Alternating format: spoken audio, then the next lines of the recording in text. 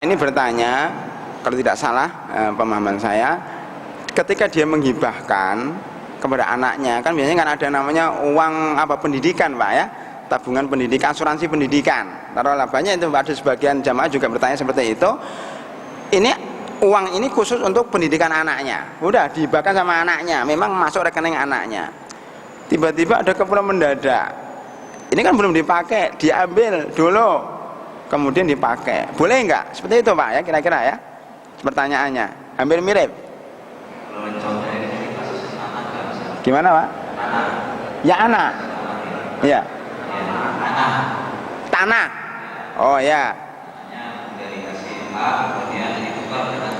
ditukar ya, saya kira hampir sama ya, tanah, kasusnya tanah ya, tanah. Ini ada tanah berarti hibah atau wakaf. Ini masalah wakaf Pak, atau hibah sama ya. Ketika di tanah diberi A, tanah A, karena ada keperluan ditukar dengan tanah B. Kalau seperti ini Pak, harus izin kepada orang yang kita hibahkan. Ya, ini anak, kamu anak yang tertua, saya beri tanah A di kota wisata ini. Ya, tapi saya punya tanah juga, ya. Di tempat lain tanah B, gimana? Karena saya perlu tanah di sini, gimana kalau saya tukar? Itu harus izin sama yang sudah kita hibahkan. Boleh nggak saya tukar? Kalau yang dapat hibah ini mengatakan silahkan ditukar, sah. Tetapi kalau yang didapat hibah ini mengatakan enggak, ini kan sudah jadi milik saya Pak, nggak bisa, saya senang tanah ini, maka orang tuanya ini tidak bisa berkutik karena sudah milik orang yang kita hibahkan. Ya persis kalau kita beri uang ini uang, ya kemudian nggak jadi kan, nggak bisa Pak, udah milik dia, ya, nggak bisa Pak. Ya. Ini dalam masalah zakat dan wakaf itu hampir sama. Zakat, kalau kita berikan sama fakir miskin, namanya ini saya beri kamu zakat ya, ini untuk sekolah ya, ini zakat, ya, diberikan zakat semuanya 1 juta.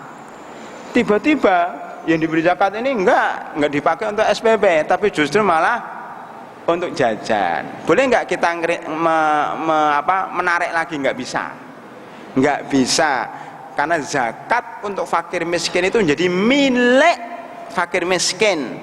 Kalau dia menyalahgunakan uang zakat itu, kita hanya astagfirullah gitu aja, hanya istighfar, tidak bisa ganggu gugat karena jadi milik dia.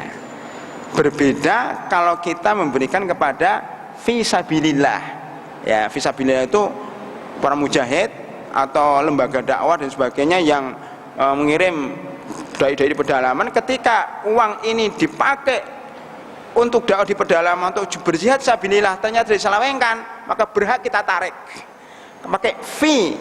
Kalau fuqara pakai lil fuqara, kalau dia fi wafir rikob, termasuk orang yang ingin memerdekakan diri, itu kalau nggak digunakan pada mestinya kita tarik. Kalau hibah nggak bisa, hibah diberikan sudah, kita tidak bisa merubahnya kecuali dengan izin daripada orang yang dapat hibah. Kasusnya sama dengan anak ya tadi, yang dia masih kecil, namanya rekeningnya kita berikan sama dia untuk pendidikan, kemudian kita pindahkan, kita pakai.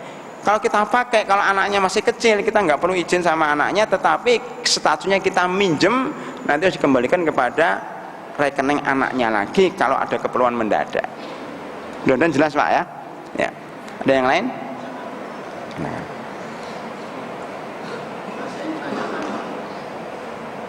Silakan, Mike.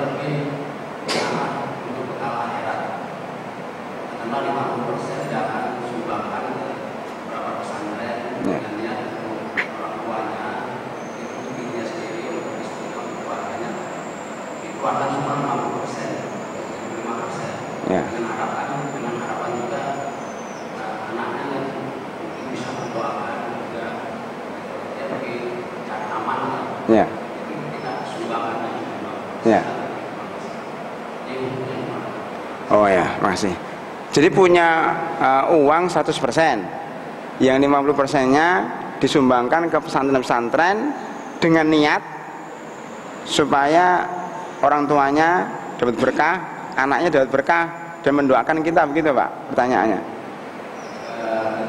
Pertama buat Dirinya sendiri ya.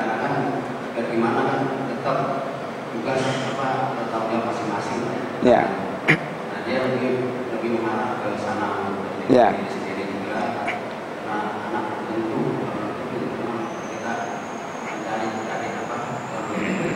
Ya kalau anak mendoakan ya.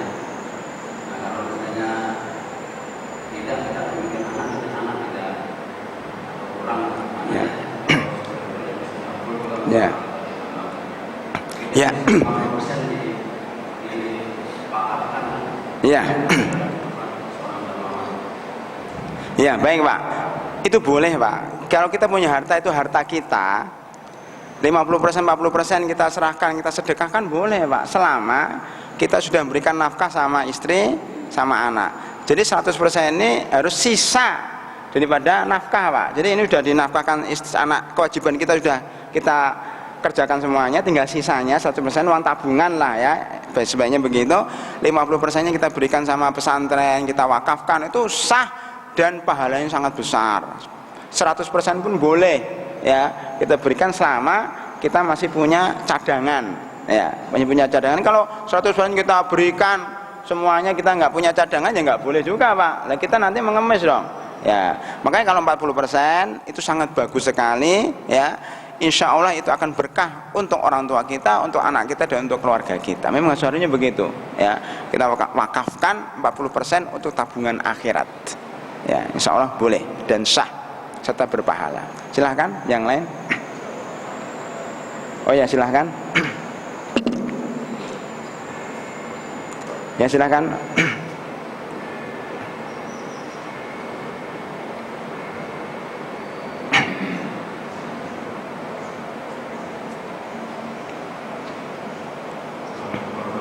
Waalaikumsalam warahmatullahi wabarakatuh. Ada dua pertanyaan. Ya. Yang pertama, hukumnya gimana jika sudah menikah si istri, setelah sekian tahun menikah si istri mendapat harta warisan dari ibunya, apakah itu menjadi harta bersama atau milik istri? Yang kedua, hukumnya gimana dan gimana kewajiban suami yang istrinya pindah dari rumah membawa anak-anak, sementara si suami tidak bisa berkomunikasi sama sekali dengan anak-anak. Nah itu hukumnya gimana? Sementara kewajiban suami kan tetap harus menghidupi anak-anak. Nah ini gimana cara menyelesaikan? Ya, baik. Pertama, kalau istri mendapatkan warisan dari ibunya, maka suami tidak boleh ikut campur sedikit pun, 1% pun dengan harta ini. Menjadi hak mutlak istri ya. Itu bukan harta bersama. Harta bersama itu kalau istri iuran beli rumah sama suami, itu namanya harta bersama. Ini rumah ini harta bersama, berapa persen sahamnya. Tapi kalau itu harta warisan dari ibunya, ya sudah, itu milik kamu, saya angkat tangan, mau kamu berikan, sampaikan kepada siapa saja, silahkan, selama itu sesuai dengan syariah, silahkan. Kita tidak boleh melarang, kecuali kalau diberikan untuk hal-hal yang tidak baik, baru kita melarang. Jadi itu hak istri ya, suami tidak boleh campur tangan. Yang kedua, ya ini saya sampaikan juga, ada sebagian jamaah itu yang ketika hidupnya pas-pasan, itu mahar yang diberikan kepada istrinya diminta lagi, mana dek maharnya untuk modal kerja, itu nggak boleh Pak, karena istrinya tidak tahu, ya sudah berikan saja, sama-sama nggak tahu, nggak benar itu ya. Suami kalau kepingin cari modal dari mahar, izin dulu, dek saya pinjem mahar kamu untuk modal, nanti saya kembalikan. Kecuali kalau istrinya mengatakan, udah mas pakai aja, saya rela kok, nah itu baru boleh, tapi jangan minta dipaksa gitu dong. Nah, jadi suami harus tanggung jawab, mahar itu milik istri, nggak boleh kita ambil kecuali dari hati dia yang paling dalam. Pertanyaan kedua, seorang suami yang bekerja, istrinya di rumah bersama anaknya, begitu, istrinya di rumah bersama anaknya, suaminya tidak bisa komunikasi dengan anaknya. Istrinya minta dari rumah. Pergi dari rumah. Istrinya minta dari rumah membawa anak-anak dan untuk cerai. Sementara si suami tidak bisa berkomunikasi dengan anak-anak masih balita, tidak bisa berkomunikasi. Dalam hal ini kan suami tetap berkewajiban menafkahi anak. Ya. Nah, hukumnya gimana, Ustaz? Oh, ya. Dia minta dari rumah kan harusnya sudah putus semuanya gitu, Ustaz. Ya. Sementara ini kan mau menyadarkan supaya dia tidak melakukan itu gitu, Ustaz. Ya. Jadi tidak diberi nafkah. Walaupun uangnya disisihkan, tidak Ya. diberikan, tapi uangnya disisihkan. Cuma dikasih uang pendidikan. Ya, putus hubungan ya. Baik. Jadi ini istrinya minggat, minggat itu keluar dari rumah. Ya, ada minggat, ada pegatan. Itu persis ya. Minggat itu pergi dari rumah tanpa izin suami, ini sebenarnya dosa besar. Seorang istri yang belum dicerai kemudian minggat dari rumah tanpa izin suami, dosa besar. Kayak tadi kan kasihan. Suaminya nyari-nyari kemana, teleponnya nggak bisa dihubung, nggak bisa hubungan, akhirnya gimana? Jadi menjadi bahaya kan. Suami juga bermasalah, istri juga bermasalah. Lah kalau istrinya pergi dari rumah, pertama dia dosa karena pergi tanpa izin suami. Bagaimana statusnya? Statusnya masih istri selama suaminya belum mencerai. Ya, berarti dia selamanya akan berdosa di pengasingan itu. Ya, kalau dia tidak komunikasi dengan suaminya karena menelantarkan anak-anaknya. Padahal suaminya kan ingin mengirim uang kepada anaknya. Nah, bagaimana sekarang sikap suami? Sikap suami mencari, Pak, sampai ketemu. Kemana saja dicari. Ya, lapor ke kantor polisi, Pak. Nah, insya Allah ketemu. Ya, kalau cari sendiri susah. Ya, insya Allah ketemu. Ya, nah, dicari sampai ketemu, udah ketemu, ya baru dirembukan, diperbincangkan apakah mau cerai atau tidak. Kalau dia minta cerai ya sudah dicerai. Ya, kalau dia minta cerai dia harus menebus. Namanya gugatan cerai itu, istri harus menebus, mengembalikan maharnya kepada suaminya. Baru suaminya, ya saya terima mahar kamu kembali, silahkan kamu pergi sana karena sudah minta gugatan cerai, namanya khulu. Nah, itu selesai. Anaknya milik siapa? Ini juga ribut. Ya, orang yang nabrak anak kecil yang nabrak orang di tol itu kan karena bapak dan ibunya bermasalah. Ya, ini hak asuhnya siapa? Hak asuhnya kalau belum balik itu kepada istrinya, nggak pernah ribut. Pokoknya kalau belum balik kepada istrinya. Bagaimana seorang bapak ya merawat bayi yang menyusui, nggak masuk akal, Pak. Masih nyusui siapa? Ya, susah. Selama belum balik itu kepada istrinya, sudah itu sudah tidak boleh diperdebatkan, kepada istrinya karena dia merawat. Ketika sudah balik diberikan pilihan, kamu ikut bapak atau ikut ibu. Nah itu. Ini kalau terjadi perceraian. Tadi untuk kasus bapak tadi, ya bagaimana sikapnya dicari sampai ketemu. Walaupun sudah disisihkan bagus, cuma harus berusaha sampai ketemu. Kalau nggak ketemu gimana? La yukallifullahu nafsan illa wus'aha. Allah tidak mewajibkan kecuali menurut usahanya. Udah berusaha kemana-mana nggak ketemu, ya sudah. Uangnya ini ya ditabung, ya mudah-mudahan suatu ketika anaknya kalau sudah besar ini mendapatkan uang yang selama ini ditabung dari bapaknya karena nafkah daripada bapaknya itu. Jadi kalau istri dicerai itu kewajiban kepada istri sudah terputus, tapi kewajiban kepada anak yang masih kecil itu masih ada. Dulu ada seorang artis yang cerai kemudian punya anak kecil, dia minta nafkah dari suami yang kaya ini. Sebenarnya istrinya nggak boleh minta nafkah kan udah cerai, tapi kepada anaknya iya. Cuman jangan dimakan oleh ibunya. Ini khusus untuk anaknya. Kadang-kadang ibunya juga agak curang, ini dipakai untuk dirinya sendiri, nggak boleh. Kecuali kalau makan bersama, dia yang masakkan tentunya makan juga. Secara umum ini adalah milik anaknya, bukan milik dirinya. Ya, ini dari mantan suaminya untuk anaknya sampai anaknya balik. Memang kewajiban suami. Wallahu a'lam bishawab. Cukup ya, mudah-mudahan ada ibu ya, kita berikan kesempatan untuk ibu supaya ada keadilan. Tadi laki-laki 3, ibu 1 ya. Ya. Silakan. Terakhir Bu ya. Assalamualaikum warahmatullahi wabarakatuh. Waalaikumsalam warahmatullahi wabarakatuh. Ustaz, sekarang ini banyak terjadi dalam rumah tangga yang bekerja tidak hanya suami, tapi istri juga bekerja. Untuk hasil atau gaji dari suami istri itu, apakah seperti dalam membayar gaji pembantu, uang belanja, istri mempunyai kewajiban untuk juga memakan gajinya? Karena tadi bahwa kewajiban suami memberi nafkah.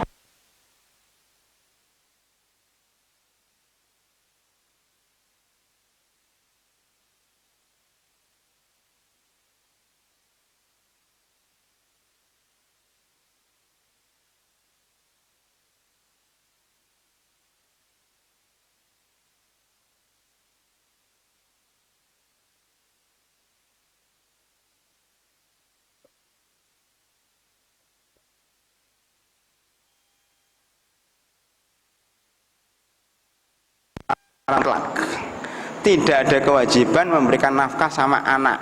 Tidak ada kewajiban untuk membayar SPP sekolahnya anak. Semua keperluan keluarga itu tanggung jawab suami. Seandainya istri bekerja, sekedar membantu suami. Ya, kalau dia membantu, maka suami terima kasih, ya engkau telah membantu saya.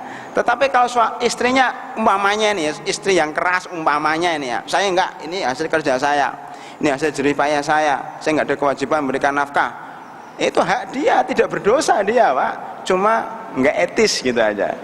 Enggak baik kalau ini suaminya pas-pasan hidupnya, untuk sekolah enggak cukup, kredit belum selesai, tega-teganya istrinya yang gajinya lebih besar berbuat seperti itu. Secara hukum dia benar, tetapi secara etika barangkali kurang pas. Harus dibedakan antara hukum dan etika Pak ya. Secara hukum dia benar, secara etika ya kurang kasih sayang dong ya. Anaknya sama suaminya ya butuh, maka tolonglah beri. Paling tidak dipinjam ini, saya pinjami Mas ya, nanti kalau sudah ada kembalikan. Itu boleh, paling tidak seperti itu. Syukur-syukur kalau diikhlaskan, ini saya beri bagian. Udah gini aja Mas ya, memberikan nafkah bagi kami semuanya kecuali sekolah anak saya mengcover, itu bagus. Tapi tidak ada paksaan ya, tidak ada paksaan ya. Makanya di sini seorang suami harus bijak ya, ketika minta bantuan sama istrinya, bukan dengan cara paksa atau kasar, tapi meminta saja atau mengharapkan, itu silahkan. Dan bagi istri kalau bisa memberikan bantuan sama suaminya, tapi itu bukan kewajiban sunnah. Seperti kalau kita masukkan uang ke tromol itulah, ya mau beri ya alhamdulillah, kalau enggak ya enggak apa-apa. Saya kira itu Ibu, mudah-mudahan jelas permasalahannya, dan mudah-mudahan sedikit ini menjadi pencerahan bagi kita, bagi keluarga kita, bagi masyarakat kita. Mudah-mudahan kita sesuai dengan syariat Islamiyah di dalam kehidupan keluarga kita. Amin ya rabbal alamin. Lebih kurangnya mohon maaf. Subhanakallahumma bihamdika asyhadu an la ilaha illa anta astaghfiruka wa atubu ilaik. Assalamualaikum warahmatullahi wabarakatuh.